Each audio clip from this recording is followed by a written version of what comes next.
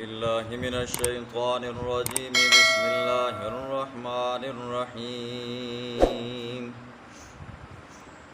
الحمد لله رب العالمين الرحمن الرحيم مالك يوم الدين إياك نعبد وإياك نستعين صدق اللہ العظیم۔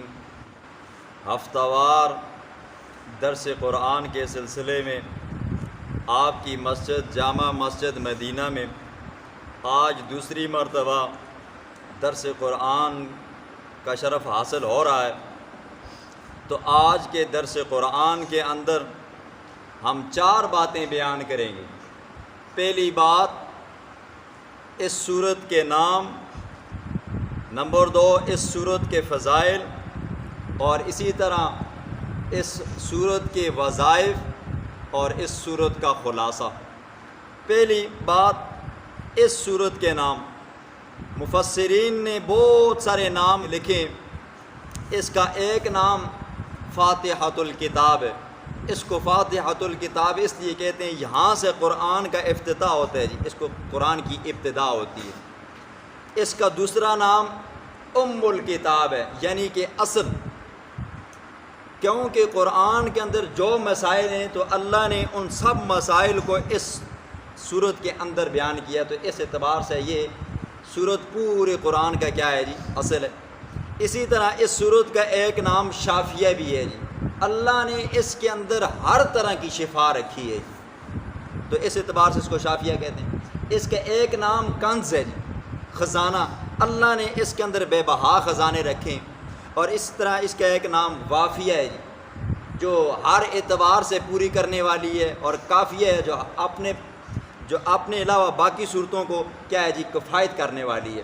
اسی طرح اس کا ایک نام سب مثانی بھی ہے، سب مثانی جو بار بار پڑھی جاتی ہے، تو ہر نماز کے اندر فرض ہوں، واجب ہوں، نوافل ہوں، تو ہم اس کو کیا کرتے ہیں جی، بار بار پڑھتے ہیں۔ یا دوسری بات یہ، مثانی اللہ نے اس کو 2 بار نازل فرمایا ہے، تو اس لیے اس کو کیا کہتے ہیں جی، مثانی کہتے ہیں۔ اسی طرح اس کے اور بھی بہت سارے نام ہیں جی، ام الکتاب، کافیہ بھی ہے، شافیہ بھی ہے، بہت سارے نام ہیں، لیکن مختصراً جو مفہوم تھے وہ یہ ہیں۔ اس کے بعد دوسری بات، اس سورت کے فضائل۔ فضائل کے اندر آتا ہے، اللہ کے پیغمبر کے صحابہ ایک سفر پہ جا رہے تھے، تو ایک بستی کے پاس گئے، ان لوگوں نے صحابہ کی خدمت نہ کی جی، صحابہ کو اس بستی سے نکال دیا۔ تو صحابہ اس بستی سے ہٹ کر ایک جگہ پہ انہوں نے پڑاؤ ڈالا۔ تو خدا کی شان یہ ہے کہ اس بستی اور اس کنبے اور قبیلے کے لوگوں کا جو سردار تھا، کسی زہریلی چیز نے، موذی چیز نے اس کو ڈنگ مارا، اور وہ کیا ہو گیا جی، زخمی ہو گیا۔ تو اب انہوں نے اپنا ہر طرح کا علاج کیا جی، لیکن شفا نہ ملی۔ آخر کار وہ صحابہ کے پاس آئے، کہنے لگے کہ اگر آپ کے پاس کوئی ایسا دم ہے تو ہمارے سردار کو کیا کیا جی، کسی چیز نے ڈانس لی ہے، تو آپ دم کریں، اللہ اگر اس کو شفا دے۔ بڑے صحابہ تھے، تو انہوں نے کہا ہم ایک شرط پہ دم کریں گے، ہم بکریوں کا ریوڑ لیں گے۔ تو انہوں نے کہا ٹھیک ہے جی، اگر ٹھیک ہو جاتا ہے تو ہم آپ کو دیں گے۔ شرط کے مطابق جب صحابہ نے کیا کیا جی، لگاتار 3 دن اس سورت کو پڑھ کر کے دم کرتے رہے، تو اللہ نے کیا کر دیا جی، اس سردار کو شفا دے دی۔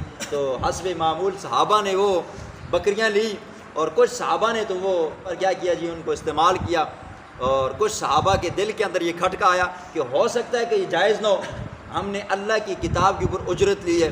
تو وہ صحابہ مدینے میں آئے، اللہ کے پیغمبر کو سارا واقعہ سنایا۔ حضور نے فرمایا یہ بہت بڑی اچھی بات ہے، اور سب سے بہترین اجرت تو یہ ہے جو اللہ کے نام پر لی جاتی ہے۔ مطلب یہ ہے کہ اس سورت کی فضیلت میں کے اندر کہ اللہ کے پیغمبر سے یہ اس کا وظیفہ خود ثابت ہے جی، اس لیے اس کا ایک نام کیا جی، رقیہ بھی ہے، یعنی کہ دم کرنا ہے۔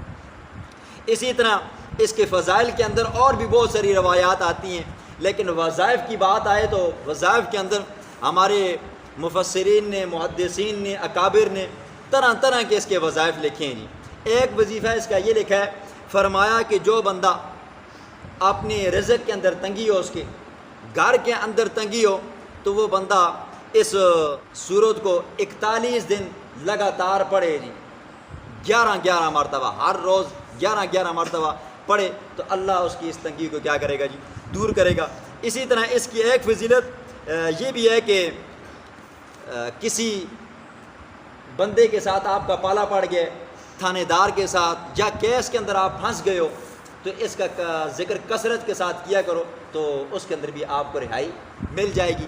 اسی طرح اس کا ایک یہ بھی ہے کہ اگر آپ کے بچوں کا، آپ کی بچیوں کا رشتہ نہیں ہوتا تو آپ اس کو عشاء کے بعد اس کا ورد کرو، اور ورد کا طریقہ کار یہ ہے کہ آپ نے 40 دن تک پڑھنی ہے، لیکن یہ ہے کہ ہر دن 100 مرتبہ پڑھنا ہے، تو غیب کے خزانوں سے اللہ کیا کرے گا جی، آپ کو اپنی پسند کا رشتہ ملے گا جی۔ اسی طرح ایک وظیفہ اس کا یہ بھی ہے کہ اگر کوئی بندہ چاہتا ہے کہ دنیا کے اندر میری عزت ہو اور لوگ مجھے عزت سے یاد کریں، میرا کھانا پینا اٹھنا بیٹھنا شرفاء معززین لوگوں کے ساتھ ہو، تو وہ بندہ بھی اگر اس کا ورد کرے، ذکر کرے، تو کہتے ہیں کہ یہ بھی اس کے لیے کیا ہے جی، کافی ہے جی۔ اسی طرح اس کے روایات کے اندر آتے ہیں کہ اللہ کے پیغمبر نے فرمایا کہ معراج کی رات اللہ نے مجھے خاص تحفوں سے بھی نوازا ہے جی، تو وہاں جو 9 تحفے ملے تھے اللہ کے پیغمبر کو، ان خاص تحفوں میں سے ایک تحفہ یہ بھی تھا، اللہ نے اپنے پیغمبر کو دیا تھا یہ سورۃ فاتحہ اور سورۃ بقرہ کی آخری 2 آیات۔ اسی طرح اس کا ایک وظیفہ یہ بھی ہے کہ اگر کوئی بندہ موذی کسی بیماری کے اندر مبتلا ہے، ایسی بیماری ہے جو ڈاکٹروں کی پکڑ کے اندر نہیں آتی، تو وہ بندہ بھی اگر اس کو پڑھے تو کہتے ہیں کہ اللہ اس کی بھی شفا دے گا جی۔ اب اس سورت کے پڑھنے سے پہلے ایک تسمیہ آتی ہے، تسمیہ کے بارے میں حضرت شاہ عبدالعزیز محدث دہلوی رحمہ اللہ کا کمال کا نسخہ ہے۔ وہ فرماتے ہیں کہ اگر کوئی بندہ بسم اللہ کو 12,000 بار پڑھے اور ہر بار 1,000 بار پڑھنے کے بعد وہ کیا کرے گی، پھر اس بسم اللہ کو پڑھنے کے بعد اپنی حاجت کے لیے 2 رکعت نماز نفل پڑھے، تو اس کے بعد دعا مانگے جی، 1,000 دوسری 1000 تیسری 1000 12,000 پوریاں نہیں ہوں گی تو اللہ کیا کر دے گا جی، اس کا جو بھی مسئلہ پھنسا ہوا ہے جی، جو بھی اس کی نیک جائز حاجت ہے تو اللہ اس کو کیا کر دے گا جی، پورا کر دے گا جی۔ اسی طرح اب اس کے وظائف کے بعد اب اس کا خلاصہ ہے، خلاصے کے طور پر ویسے تو تفسیر اس کی تفصیل زیادہ ہے، لیکن ہفتے کے بعد ہمارا موقع اور مناسبت آپ لوگوں سے پڑتی ہے، تو خلاصے کے طور پر اللہ رب العزت نے اس سورت کے اندر 5 صفات ربوبیت کی بیان کی ہیں اور 5 صفات عبدیت کی بیان کی ہیں۔ پہلی صفت اللہ نے بیان فرمائی ہے ربوبیت کی، اپنے نام کے ساتھ اللہ فرمایا الحمدللہ، تمام تعریفیں کس کے لیے جی، اللہ کے لیے۔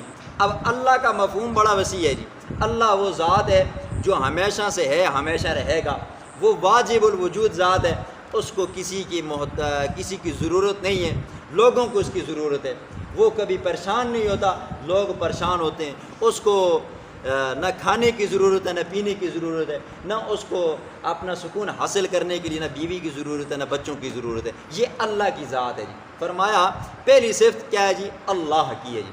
دوسری صفت رب کی ہے جی، لفظ رب ہے، رب اس کو کہتے ہیں، رب کا لغوی معنی یہ ہے کہ پالنے والا، پرورش کرنے والا۔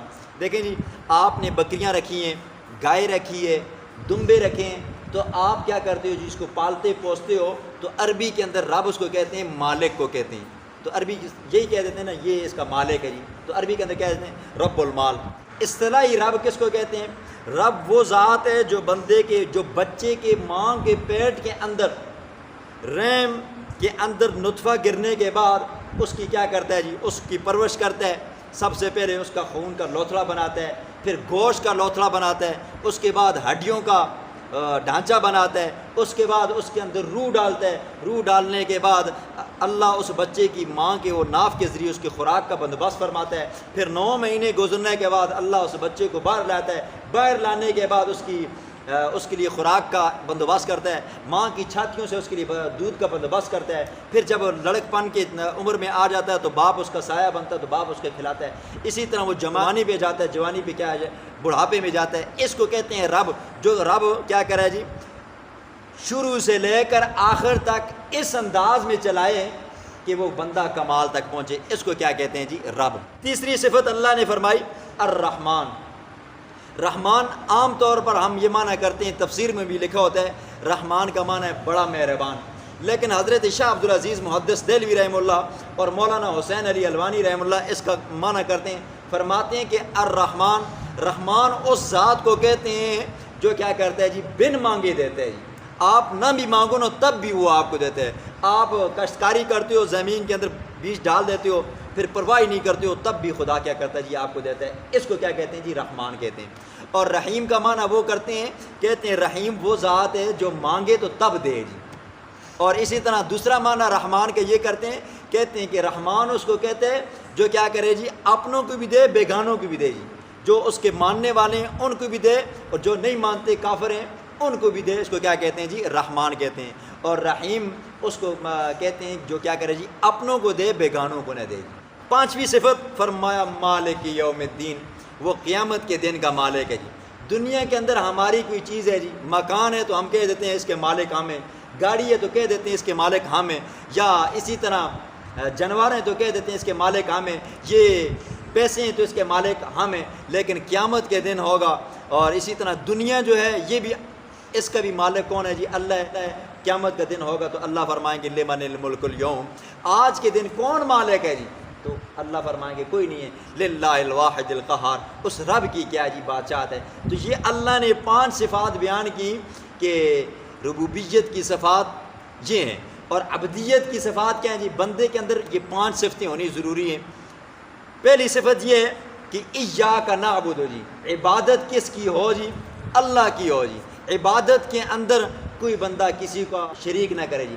اللہ فرماتے ہیں سورہ بینہ کے اندر نا جی، مخلص اللہ الدین، کہ عبادت کیا کرو جی؟ خالص کر کے کرو. کیسے خالص کر کو؟ اللہ فرماتے ہیں وَإِنَّ لَكُمْ فِي الْأَنْعَامِ لَعِبْرَةً نُسْقِيكُم مِّمَّا فِي بُطُونِهِ مِن بَيْنِ فَرْثٍ وَدَمٍ لَبَنًا خَالِصًا. جس طرح میں تمہیں کیا کرتا ہوں؟ دودھ خالص دیتا ہوں. گائے چارہ کھاتی ہے، وہی چارہ اندر جاتا ہے، اس چارے سے ایک اس کی خوراک بھی بنتی ہے، اس کا گوبر بھی بنتا ہے، اسی خوراک سے اس کا دودھ بھی بنتا ہے. ایک گوبر کی نالی ہے، ایک کیا ہے جی؟ خون کی نالی ہے. درمیان سے اللہ کیا کرتا ہے جی؟ دودھ کی نالی نکال کر دیتا ہے. اور اللہ فرماتے ہیں دیکھو، چارہ کھایا، نہ اس دودھ کے اندر گوبر کی ملاوٹ ہے، نہ اس کی بدبو ہے، نہ اسی طرح خون کی بدبو ہے، نہ اس کی سمیل ہے. فرماتے ہیں میں نے جب دودھ تمہیں خالص دیا تو عبادت کیا کرو جی؟ ایسے کر کے کیا کرو جی؟ خالص کرو جی. یہ پہلی صفت آ گئی. اور وَإِيَّاكَ نَسْتَعِينُ، اور مدد بھی مجھ سے مانگو. جب بندہ کیا کرتا ہے جی؟ عبادت اپنے مالک کی کرتا ہے تو پھر بندے کو مالک ہی سے مدد مانگنی چاہیے. اب یہاں پر ایک مسئلہ آپ سنیں، استعانت. استعانت کہتے ہیں کس کو جی؟ استعانت مدد مانگنے کو کہتے ہیں جی. 2 طرح کی مدد ہوتی ہے جی. ایک مدد وہ ہے جو ہم دنیا میں ایک دوسرے سے مانگتے ہیں. ہمیں پیسوں کی ضرورت ہوتی ہے، ہم کہہ دیتے ہیں امیر صاحب، حاجی صاحب آپ میری مدد کر دو. یا کوئی بندہ نہر کے اندر ڈوب رہا ہے تو کہتا ہے میرا ہاتھ پکڑو، مجھے باہر نکال دو جی. یا اسی طرح کوئی اور بندہ کسی پریشانی میں پھنسا ہوا ہے تو وہ کہتا ہے مجھے اس پریشانی سے نکال دو. تو یہ ہم اس کے ساتھ کیا کرتے ہیں جی؟ مدد کرتے ہیں. اس کو کہتے ہیں ماتاعت الاسباب. یہ مدد مانگنی اور یہ مدد کرنی کیا ہے جی؟ جائز ہے. لیکن ایک مدد مانگنی وہ ہے کہ بندہ کیا کہے کہ فلانا بندہ کیا کرے جی؟ میری مشکل پوری کر دے، میری مشکل دور کر دے، یا میری حاجت پوری کر دے، یا مجھے فلاں بندہ کیا کرے جی؟ بچہ نہیں ہو رہا، مجھے بچہ دے دے، یا یہ ہے کہ بچی نہیں ہو رہی تو بچی دے دے. فرمایا یہ والی جو مدد مانگنا ہے نا جی، اس کو کہتے ہیں ما فوق الاسباب. اوپر والے کی جو صفات ہیں وہ غیروں کے اندر مانگنا، غیروں سے مانگنا، یہ والی مدد مانگنا اللہ کے علاوہ کسی سے یہ جائز نہیں ہے. اس کو کہتے ہیں ما فوق الاسباب. یہ والی مدد جائز نہیں ہے. ہاں ماتاعت الاسباب ہو، آپ ایک دوسرے کے ساتھ مدد کر سکتے ہو. تو دوسری صفت کیا ہے جی عبدیت کی؟ وہ یہ ہے کہ نستعین، ہم مدد کس سے مانگیں جی؟ اس ذات سے مانگیں جس نے ہمیں کیا کیا جی؟ دنیا میں بھیجا ہے جی. اور تیسری صفت اہدنا الصراط المستقیم. جب بندہ اپنے رب کو رب ماننے لگ جاتا ہے، پھر اس کی عبادت کرتا ہے، مدد اس سے مانگتا ہے، تو پھر ظاہر بات ہے بندوں کو پھر سیدھے راستے کی بھی ضرورت پڑ جاتی ہے نا جی. تو اب بندہ کیا کرتا ہے جی؟ اللہ سے دعا مانگتا ہے، اے اللہ اب کیا کر جی؟ میری رہنمائی فرما اور مجھے سیدھے راستے پہ چلا. تو سیدھا راستہ جب تک بندے کو نہ ملے، ایمان ہو بندے کے پاس، بندہ بے شک دعائیں مانگتے رہے، لیکن بندے کے پاس سیدھا راستہ نہیں ہے تو وہ بندہ کامیاب نہیں ہو سکتا، وہ بندہ کامیابی کے ایک مقام تک نہیں پہنچ سکتا. تو یہ 3 صفات ہوگی. چوتھی صفت صراط الذین انعمت علیہم، ان لوگوں کا راستہ ہو جس پر آپ کا کیا ہو جی؟ انعام ہو جی. یہ ہوگی طلب استقامت جی. بندہ پھر اس مقام پہ پہنچے تو اللہ سے کیا کرے جی؟ استقامت مانگے. بندے کے پاس ایمان ہے، بندے کے پاس ہر وقت مدد بھی اللہ سے مانگتے ہیں. اللہ نے اس کو راستہ بھی دکھا دیے، لیکن اب بندے کو چاہیے، بندہ کیا مانگے جی؟ اللہ سے دعا مانگے، مولا جو راستہ تو نے مجھے دکھایا ہے اس راستے پہ مجھے کیا کرنا جی؟ ثابت قدم رکھنا، کہیں میرے پاؤں لڑکھڑا نہ جائیں جی۔ تو بندے کو کیا کرنا ہے جی؟ طلب استقامت کی بھی دعا مانگنی ہے۔ 4 ہوگی جی۔ 5ویں فرمایا انعمت علیہم، ایسے لوگوں کا راستہ دکھانا جس پر تیرا انعام ہوا ہے۔ اب وہ کون لوگ ہیں جی؟ 6 پارے کے اندر اللہ فرماتے ہیں اولئک الذین انعم اللہ علیہم من النبیین، پہلا طبقہ انبیاء کا ہے، والصدیقین، دوسرا طبقہ صدیق لوگوں کا ہے، سچے لوگوں کا ہے، اور تیسرا طبقہ والشہداء، شہداء کا ہے، والصالحین، اور چوتھا طبقہ کیا ہے جی؟ نیک صالح لوگوں کا ہے۔ یہ وہ لوگ ہیں جن پر اللہ کے انعام ہیں، انعام یافتہ لوگ ہیں۔ پھر فرمایا آگے غیر المغضوب علیہم ولا الضالین، کہ ایسے لوگوں کا راستہ مت دکھانا جن پر تیرا غضب ہوئے، اور ولا الضالین، جو کیا ہوئے ہیں؟ گمراہ ہوئے ہیں، یعنی کہ یہود اور نصارہ، یہودی اور عیسائی لوگ۔